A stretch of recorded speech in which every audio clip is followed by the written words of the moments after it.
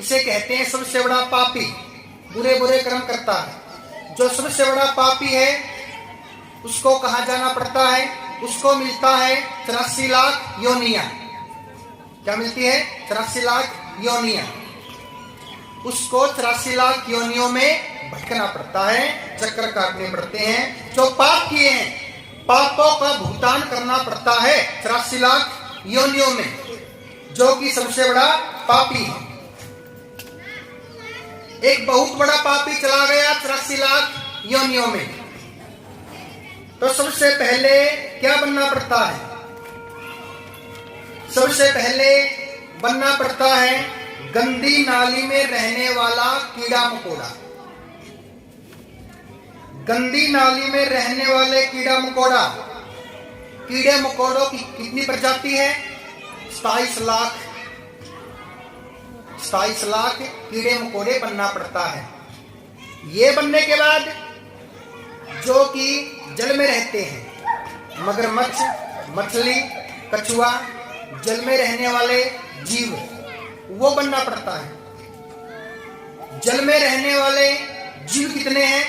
9 लाख प्रजाति है। ये बनना पड़ता है।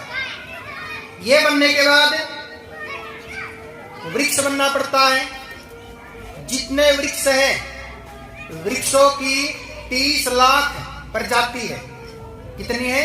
30 लाख वृक्ष भी अपना पाप भोग रहे हैं। जहां पे खड़े हैं वहीं पर खड़े पाप भोग रहे हैं। 30 लाख वृक्षों की प्रजाति है।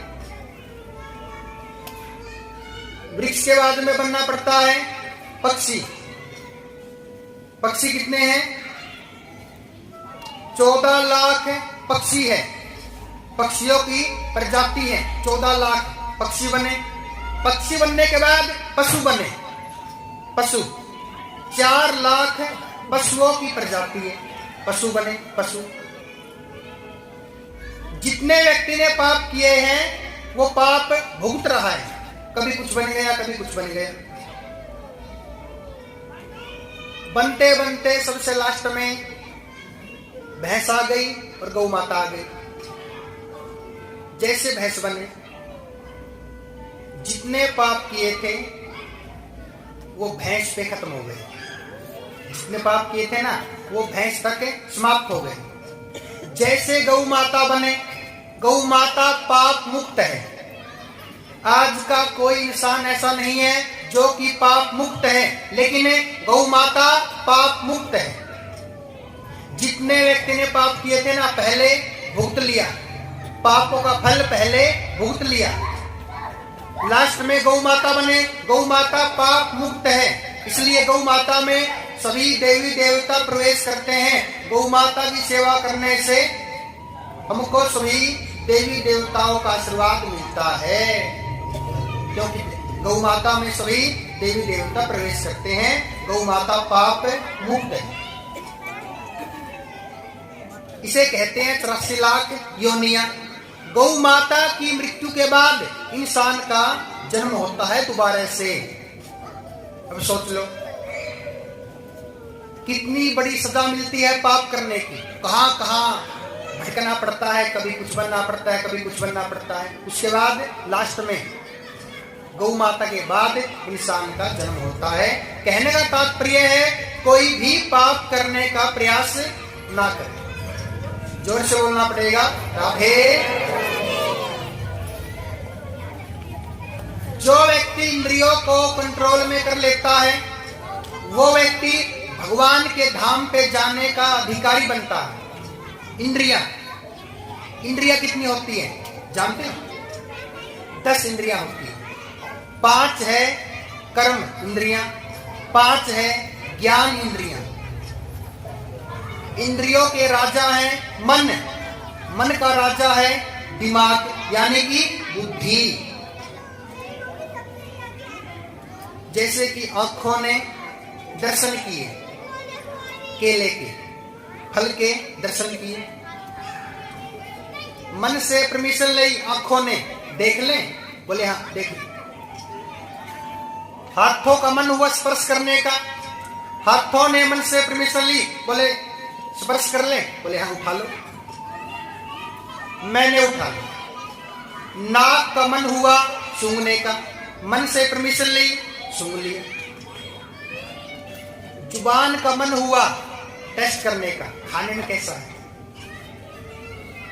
मन से परमिशन ली, बोले खा ले, बोले खा लो। जैसे मैंने खाने का प्रयास किया, मन क्या है, चंचल है, दिमाग क्या है, चंट है। मन चंचल है, दिमाग चंट है। मन ने क्या बोल दिया, बोले खा लो। ऊपर से आवाज आई दिमाग से, बोले क्या कर रहे हो, सामने संगत बैठी, यदि संगत के सामने खाओगे संगत क्या सोचेगी, साथ में पंडित जी खा रहा है और साथ में कथा सुना रहा है।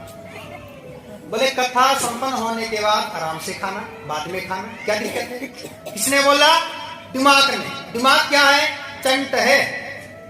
मन चंचल है, भोला, जिसको कहते हैं मन भोला है, चंचल है, दिमाग चंट है।